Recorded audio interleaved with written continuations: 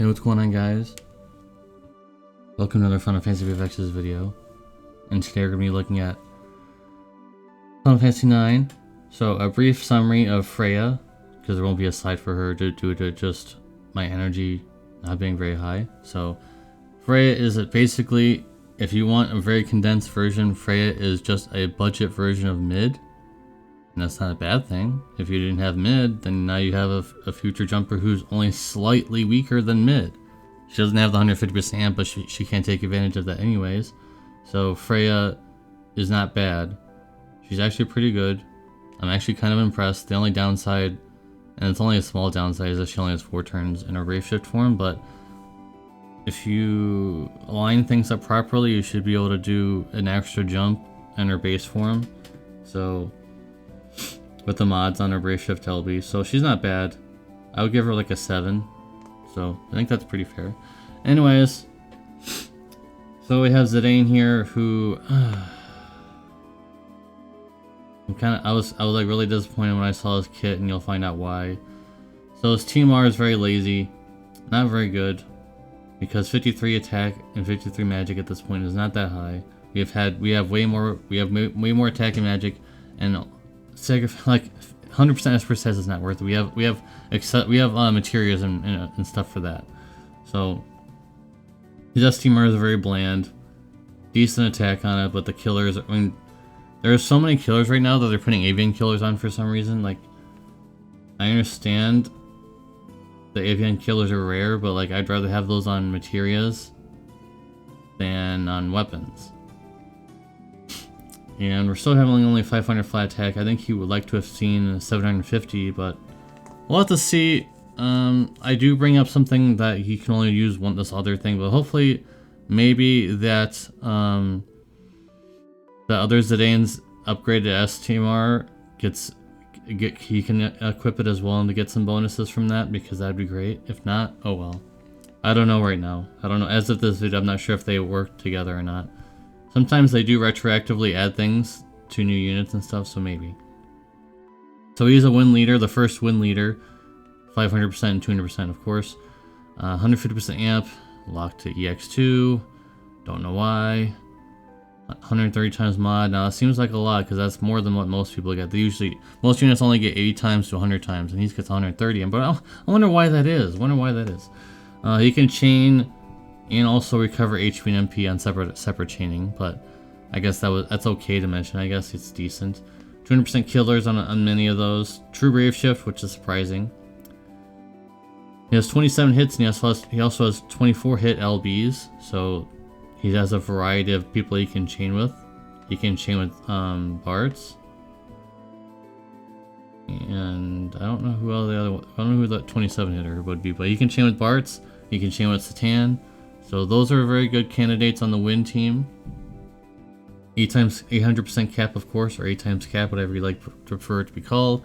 45% dagger impale, so you're going to be equipping 2 daggers. Alright, let's move on to the weaknesses. And like I mentioned, 130 times, that seems pretty good. But nope, in actuality, his LB mods are lower than other units that are coming out. It feels like they're making units weaker for some reason. I don't know why. Even with Tidus or Reagan's STMR, they're both the same thing. With 100 times mod, it only comes up to 480 times. This feels like a mistake, because he starts off without his cooldown and without Tidus or Reagan STMR. He only has 250 times mod. I know apparently apparently mods aren't everything nowadays, but that's still lower than Rain and Squall, and they have 150% amps too. So they should be doing math-wise, they should be doing more than Tidus, or more than Zidane, sorry. So there's that. And as of this video, I'm not sure if that other Zidane dagger will work on this Zidane, but if it doesn't, then Dark Dolce, I don't know how to pronounce it, plus is basically the only other dagger option, was the Dark Vision dagger, the one-handed version. And so since he wants to be true dual-wield, you will not be using the two-handed one, so this is it. This is all he's got. So sadly, let's reveal the score of 6.5 out of 10, and that's pretty generous, only because he's a win leader, and win needs a lot of help in the meta, so very disappointed. I feel like I feel like even on JP now, if it's not premium, then it's SHIT. That you never really used to be the case all the time, because there used to be some non-premium units that are pretty good, but now it's like literally blatant. If they're not premium, if they don't have a CG and they're not premium, then they're just not good, or not good enough. Like Ace is gonna probably do more damage, even though his mods were kind of low. He does have the 750% lead, whereas Zidane only has 500%. So I don't really understand. Like, oh wow, Final Fantasy 9's back. That's super hype. I was hyped, super hype, and then when it comes out, it's like, this is all we get. Okay, so 6.5. Let's move on to the next one. All right, so let's move on to Eiko. Her TMR is, like I said in my news video, it reminds me of like the 5/7 era of a TMR. Like that's not even an Evision TMR, and they're getting worse and worse. Like that's just not very good, but it is what it is.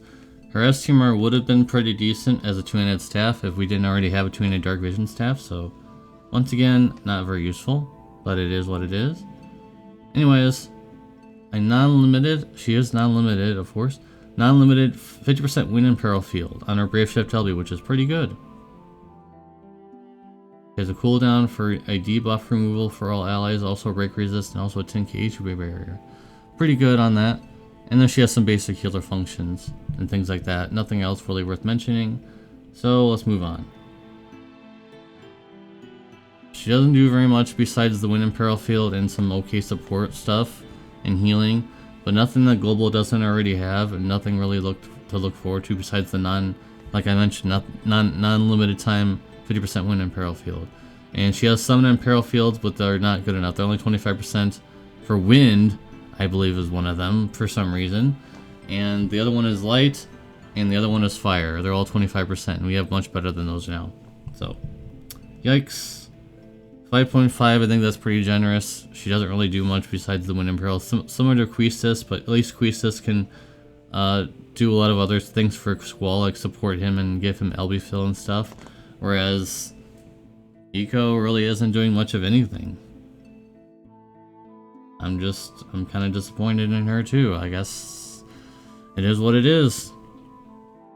Kind of disappointed in the entire banner besides Freya. I mean, I'm glad that Freya is at least a budget version of a Neovision unit for people who weren't able to get mid and want a jumper. So at least there's that for you guys. But really disappointed that I guess they didn't really, heed my words all that well currently, just as of yet, because I don't know what Suda's thinking right now, but putting, like, people aren't going to always chase for the vision card. Like, they're putting this really good vision card on the banner as well that you could possibly pull if you pull an E-Vision, but people aren't going to fall for this forever. People are going to get tired of pulling for weaker units, and if they were doing this the whole time where they were curbing the power creep, I would have liked this a lot more, but they've already let the hounds loose. They've already let the power creep loose with Rain. They can't slow down now that they've let Rain out. Oh no, Rain is too powerful. We got to hold back a little bit. They shouldn't have let him out in the first place then if they're too afraid. So I'm really disappointed at this whole banner. I was ready to pull, but now I might not. I don't know. Let me know in the comment section down below what you guys think. Are they doing the right thing about curbing the power creep, or should they not be doing this? I don't know. I don't know, guys. Let me know in the comment section down below. I want to see your comments. I'll see you guys in the next video. Peace.